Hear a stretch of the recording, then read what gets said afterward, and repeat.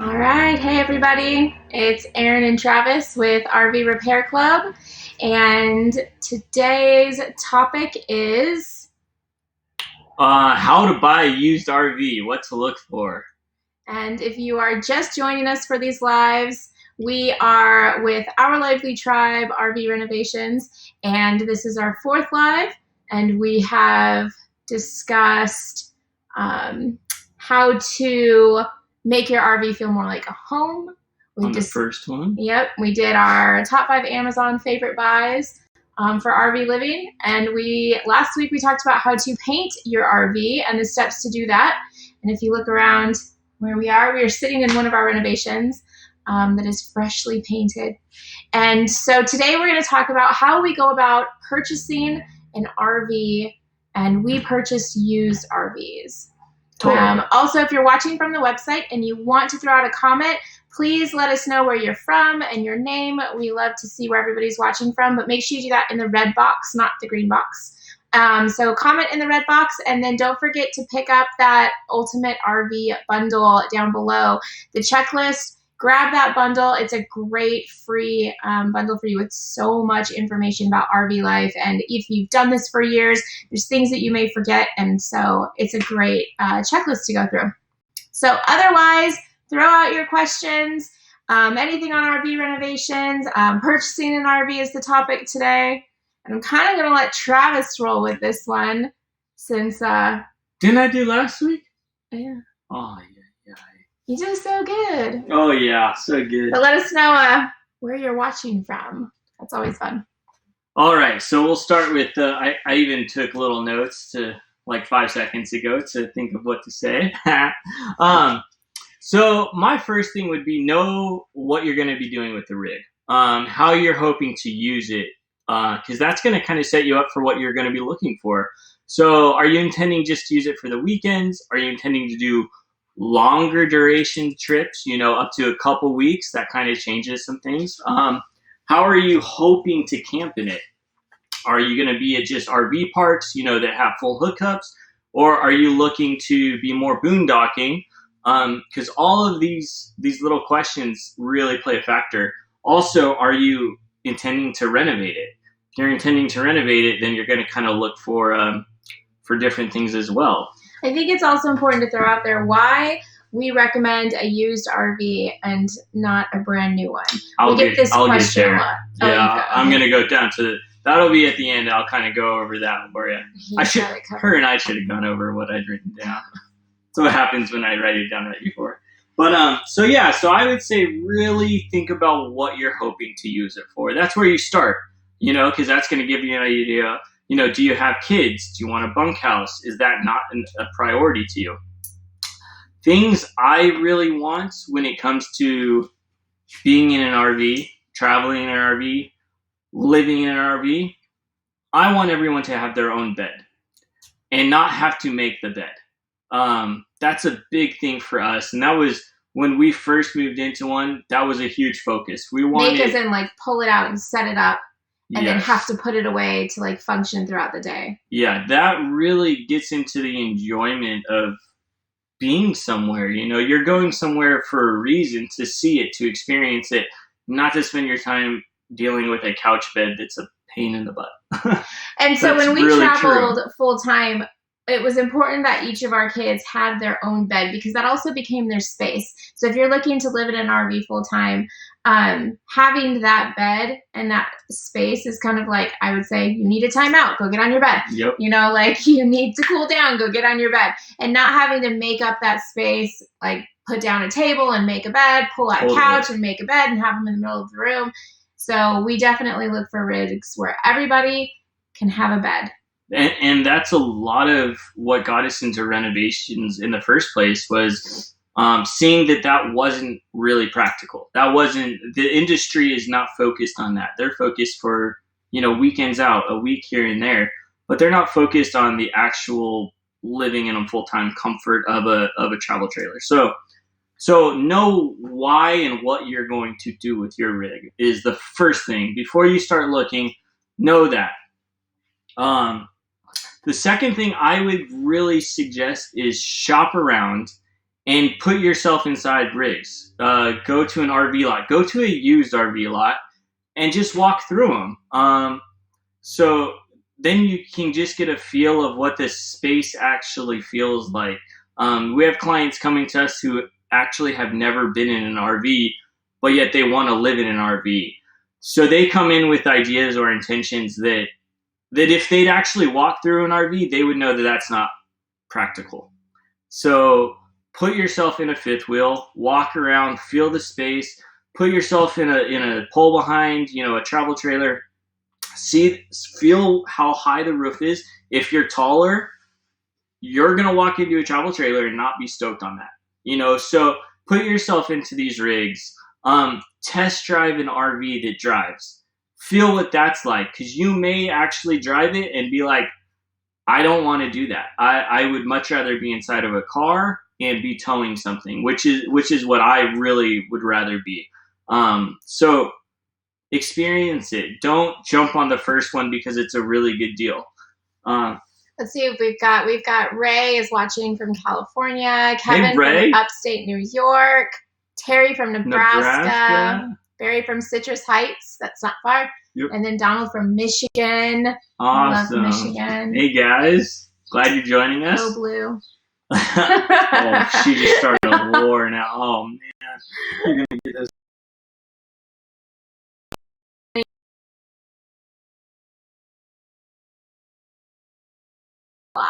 So why do we do used RV lots? We'll get there. Hold on. Let me just run down my list here. Go down your list.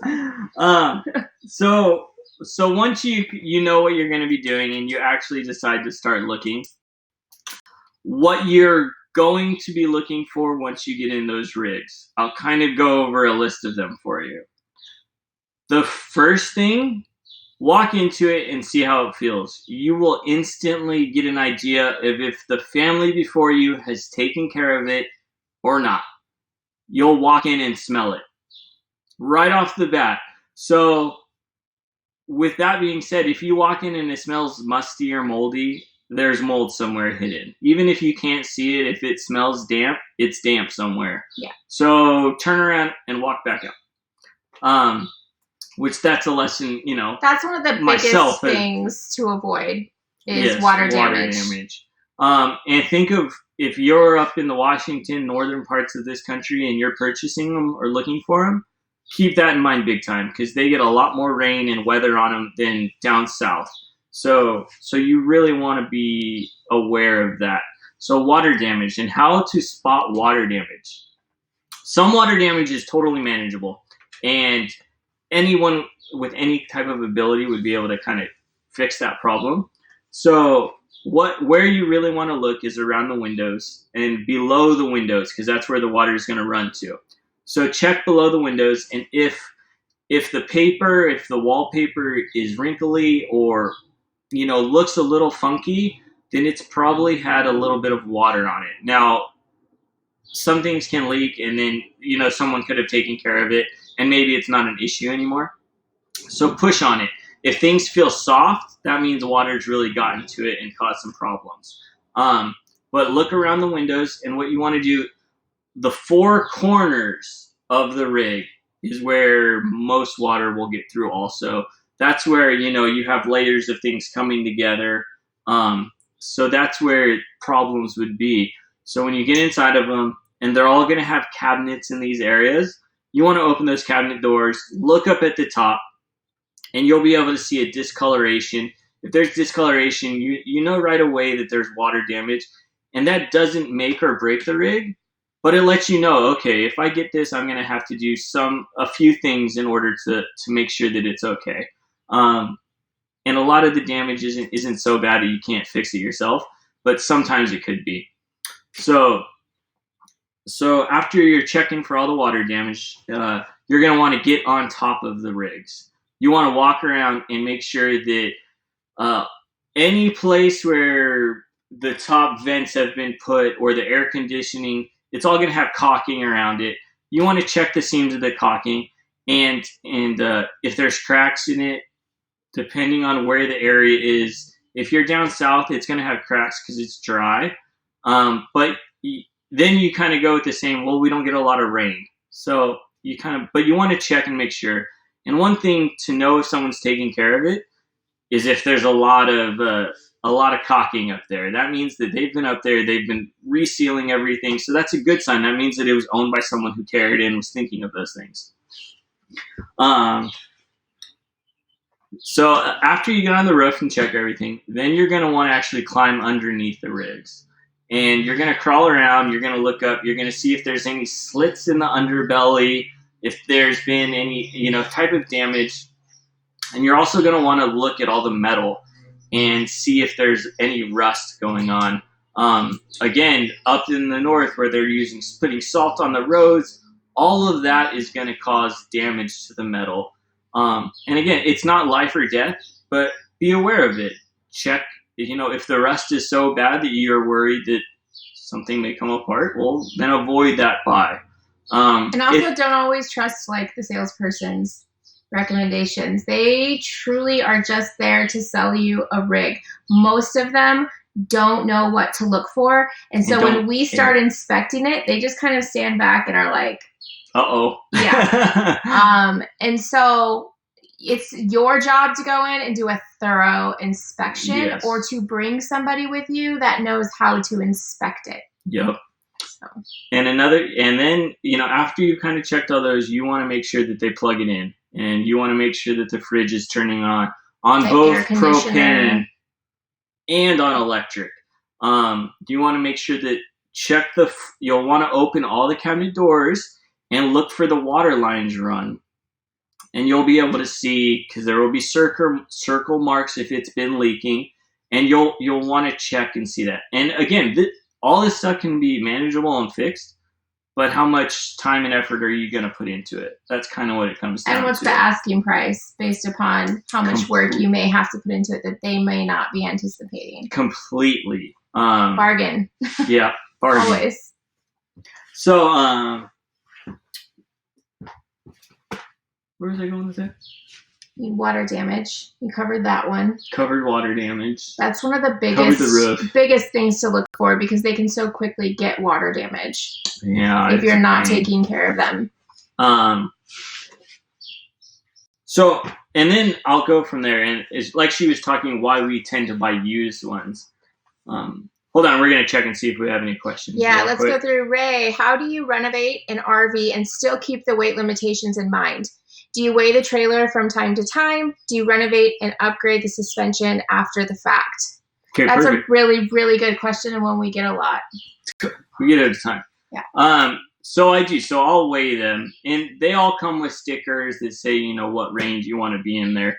And also keep in mind, a lot of these weight limitations are put on because they want smaller cars to be towing this stuff. They want, if you have a Jeep Cherokee and you see its weight limit's 6,000 pounds, well, they want to build a trailer that can be towed by that. So that's where all of this weight stuff is really coming from. So keep that in mind when you're looking at it. Those low weight numbers are simply to try and get a smaller car to be towing this stuff. I always say go with a bigger truck. Go safe. Don't go too small.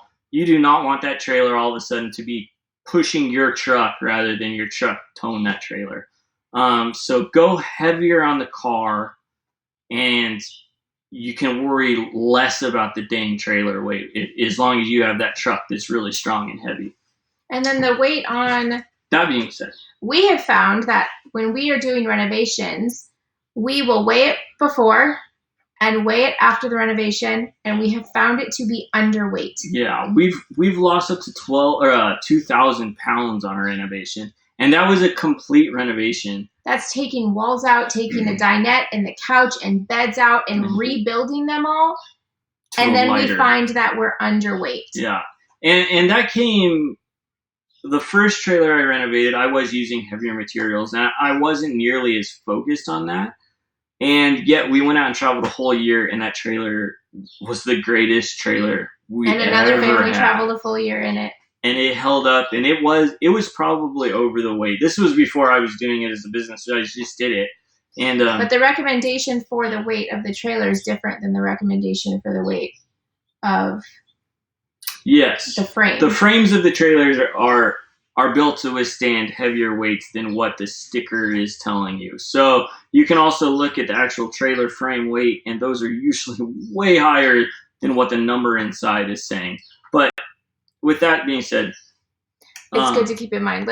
We have Barry says, shows are a great place to see a lot of different floor plans. Totally. Then you can know what you want when looking for a used RV. And that's important, especially right now, because you can't really go out and shop an RV lot and look at floor plans. So if you are interested in purchasing one, the RV shows are great. Totally. And then we've got John from Indiana, Patty from Washington. I know a Patty from Washington. Ray from Indiana watching.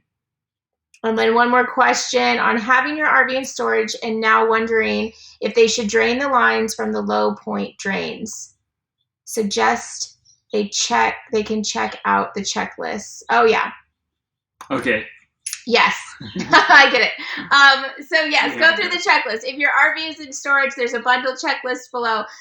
Make sure you just go through that checklist that's there. And if you're going to pull it out of storage, it's got a great walkthrough of everything that you can do when you're pulling that RV out of storage.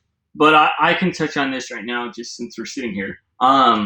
Yes, you'd want to drain the water out. And also, you'd want to put water back in there and then pour some bleach in there. Drive that trailer around and let that bleach kind of disinfect everything. And then you're going to drain that water and run your faucet in all of them to clear the lines of the bleach. And you'll know the bleach is gone once that smell's no longer there. So that's a pretty basic way in making sure that your tanks are totally good and cleaned out and safe to go. So make sure you download that checklist too. That's a great walkthrough in pulling your RV out of storage. I should probably download that checklist. Yeah. Fly by the seat of your pants type of human. Yeah.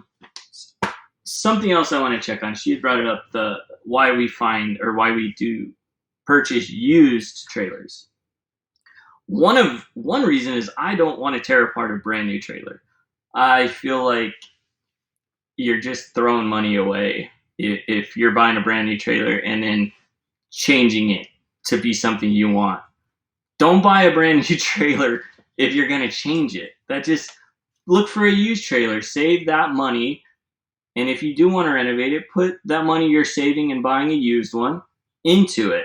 We have walked into RVs that we want to purchase that are 8 to 10 years old that smell brand new. And we find out that people have bought them with the intention to camp and they end up sitting in storage. And so there are these trailers in storage right now that people are not using that they're going to end up putting up for sale. Yep. That you can snag. And they have hardly any miles on them. They've hardly been used. We've bought them with plastic still on stuff because people buy these things with all the intentions in the world. And then we realize that this world is pretty busy. So and another reason we purchased used is that so many of the kinks have been worked out.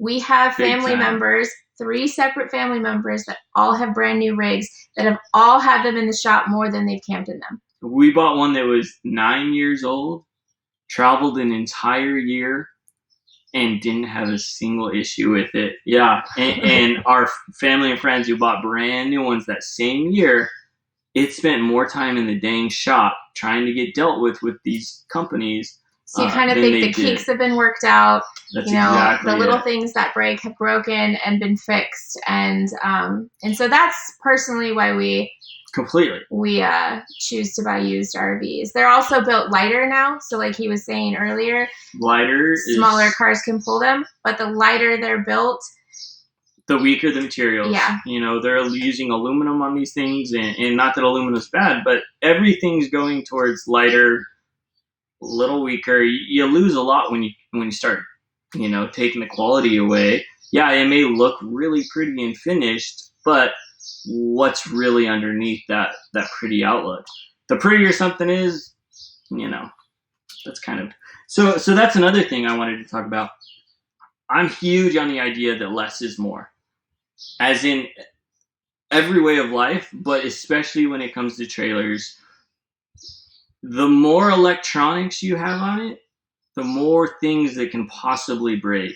If every single jack stand you have has a motor to it, That's 4 motors that potentially can break while you're out traveling. So have some kids and make them go outside and put the jacks down. The cranks, man. I'm a big fan of the old school cranks because they're not going to break on you. Right. And if it does, you'll be able to take care of it and fix it. Also, that goes the same with slides. I'm not a huge fan of too many slides because all that is more points that could actually break on them. So we really focus. The one we live in has a lot of slides, but we also knew that we would not be moving a lot in it. So those 3, that's pretty. 3 slides, and but we knew those slides would be out and stay out. Now, if we were traveling all the time, I would not have bought that rig. I would have bought one that has maybe 1 slide, and because that's all that you're going to have to worry about at that point. You have one thing to move back in. So keep that in mind. Just because the newer, fancier ones have freaking fluorescent lights that turn on and dim down, buy a trailer to go and see nature, not to sit inside and have your lights be red and blue. Don't do that. In all honesty, buy a trailer that'll work and be sturdy, and you can take it down a dirt road that can get beat up, and then you're going to see a waterfall that you didn't know was there. That's the whole idea behind this for us, especially for us. So, hi from Minneapolis. Hi from Southern California. Heading out next week for a 2.5-week loop to Oregon and back. Time for the open road. Oregon, we've spent so much time in Oregon. We actually almost moved there. We will someday. It is our favorite place to explore. So it's incredible. It offers the mountains. It offers the desert. It offers a beautiful coastline. Enjoy every moment of it. Oregon is our favorite. Yep. Underweight, that's amazing. Yes. Hey, from Los Banos, you guys are awesome. Thank you for the show. Thank you for watching. Good answer on the water drainage. How much bleach do you think per gallon of tank? Like I said, I'm a real fly by the seat of your pants type guy. So I would just pour, a cup in there and see how it goes. But there's probably an honest answer on the RV Repair Club website. They can give you an actual number. Michael says, hi, my problem is my batteries still drain while plugged into service. Any suggestions? You can probably head over to RV Repair Club. Search that on the website. We're more renovators. Oh, man, let's see. Batteries still draining. That's such a common problem in these things. But it's odd that it's draining while it's plugged in. Huh. He's going to brainstorm that one for you. And then Arlene says, hi from Oxnard. Where in Southern California are you guys? We are just north of San Diego. Not far. All right, so what else do we look for when searching for a used RV? So in true all honesty fashion, go with your gut. If you walk into a rig and it feels perfect and it feels like home, and also I would highly suggest buying them from private sellers. That way you can get a feel of the dude or woman who's actually selling it to you and where their heart kind of lies with those things. The best luck we've had has been we met a dude in Texas that we bought a trailer from, and when we left him, we hugged so long because it was one of the greatest encounters ever, and it was this random dude. Yeah. So we tend to really get to know the people that we work with, and so and building those connections. When we left, that dude handed me $100. Yeah. Out of the money I paid him for the rig, he handed me $100 and said, take your family out to dinner tonight. Because it was just a great experience. So go with that. Go with your heart on a lot of this stuff. Actually, with life, not just this, life, go with your heart. And try to avoid the showrooms, especially try and avoid a place that sells brand new ones with used ones there. They're not interested in you and your family and what you're going to be doing. They're interested in selling it. They'll tell you every way they can finance it for you, and And then you leave with a new trailer that you're just going to have in there again for warranty work soon. So keep that in mind. So try and buy from private sellers or even lots, even, just the used lots. I've had better luck there. And there's a lot of them. And the used lots will pick up RVs from auctions. Or they pick up trade-in ones that have gone to Richardson's or, not to name these ones, but these big corporations. So they actually have some really good RVs in stock. When you're driving down the highway and there's a used RV lot, those are the ones you want to pick on because they actually, you'll talk to the owner, you'll meet the owner's son. They're the ones selling you something. And, you get to know them and they actually have pretty good stuff in their lot. So, yeah. So I would highly suggest that. Go with your heart on this. Big time. Gabriel, thoughts on buying used toy hauler 40-foot trailer? It's pretty much what we have. We have a used 36-foot. It's a half toy haul garage, so it's like it has a half door for a motorcycle. Just keep in mind when you're buying, especially those really big ones that have probably been used for desert stuff. Just get a feel for how hard it was used.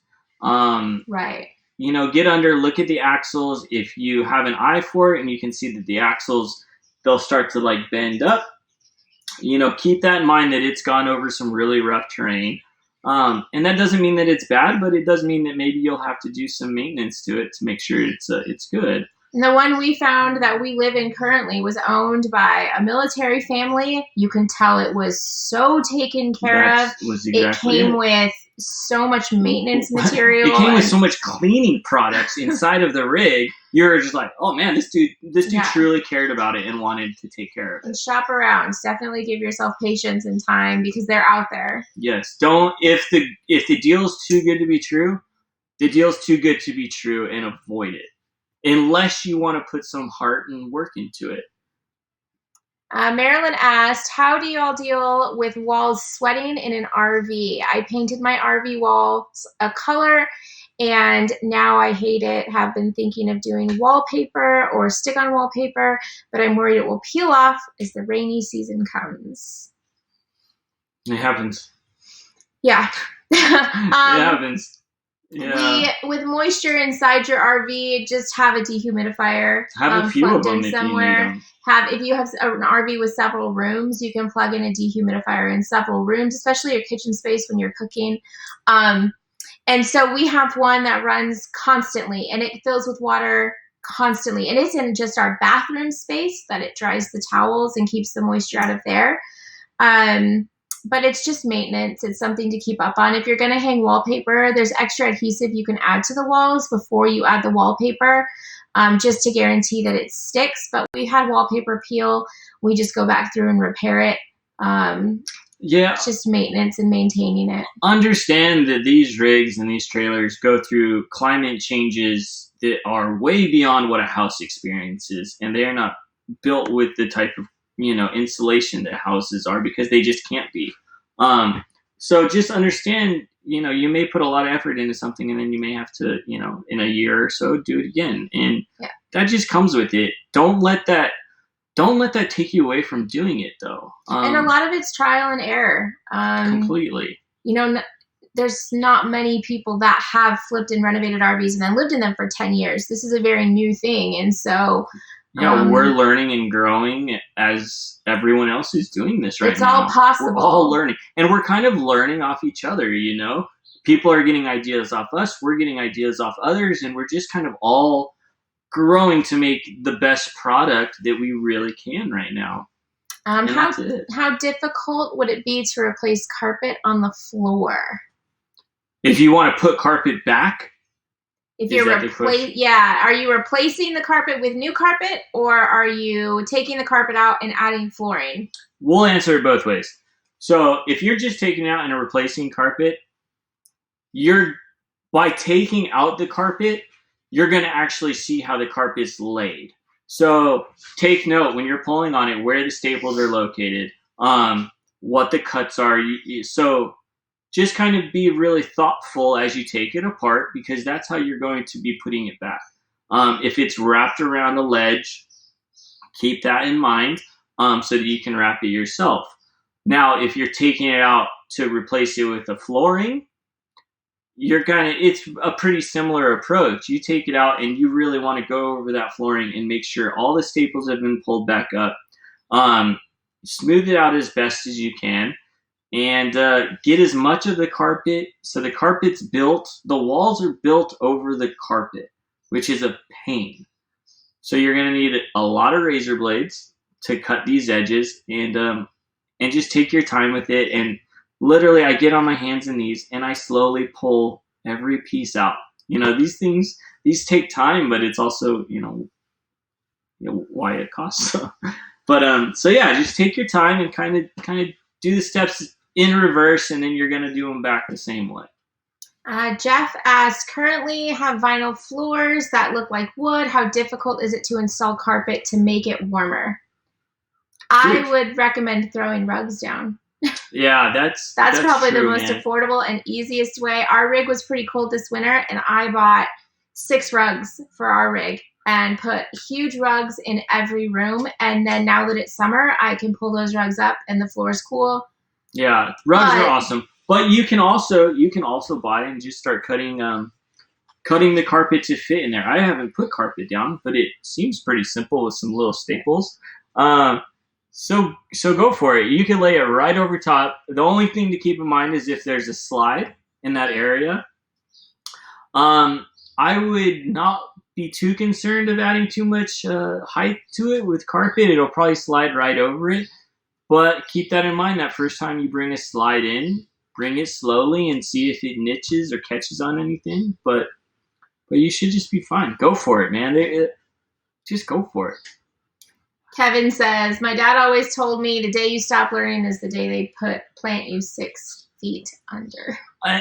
It's so true, and unfortunately, so many of us don't continue that growth in this world. We take things, we think we know everything.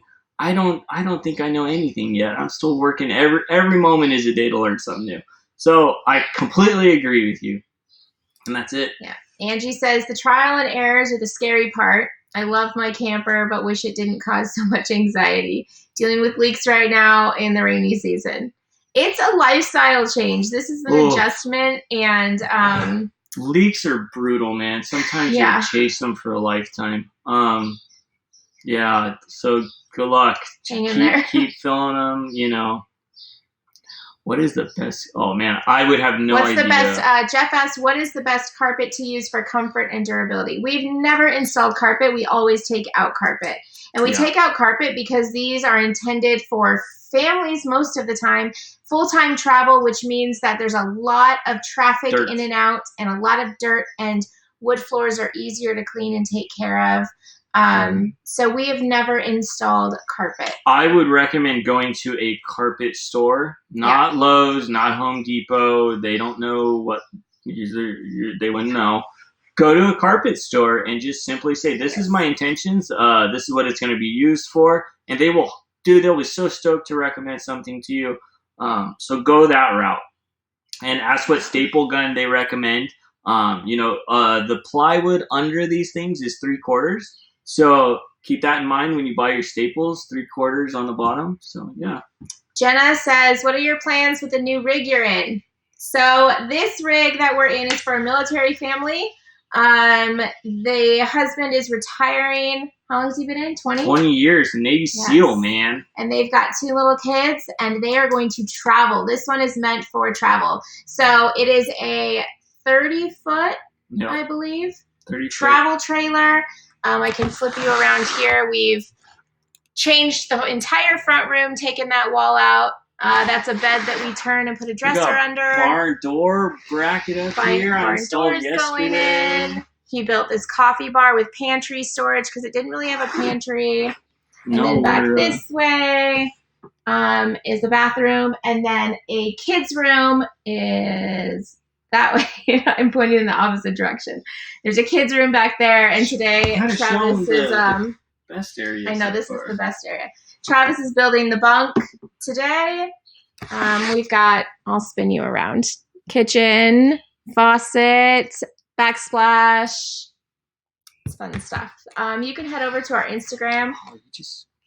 You can head over to our Instagram where we share most of our things for our renovations. And yeah, so check that out at Our Lively Tribe. What is the best caulk to use to fill seams and trims to stop the leaks? Any suggestions? Yeah. So they sell just the don't move that on there. They sell just a leveling one. It comes in a white can, man. And just go to the RV store and gosh, I wouldn't even know the name of it. But it's a really heavy duty leveling one that you just run on the top pieces and everything. But in all honesty, if you can't stop the leaks, you may just have to get your ceiling redone. I know that that's kind of pricey, but it could be worth it if you're just chasing these problems. Take it to a professional, let them deal with it, because there could be, if it's been leaking for a duration of time, there could be wood rot up there that you would want to get taken care of. There could be mold growing. So these are all things that are, pretty important to really look at. So. All right. So we shared how to purchase a used RV and quickly run through each thing, know what your intentions are, know what you're looking for, shop around, look for water damage. That's the number one thing. Newer doesn't mean better. We shop used and go with your gut. Yeah. So thanks for joining us for these lives. It's been fun. We've enjoyed them. You can head over to RV Repair Club and watch the old ones. You can go to their YouTube and watch them. And yeah, thanks for joining us. All right. Peace out. Bye.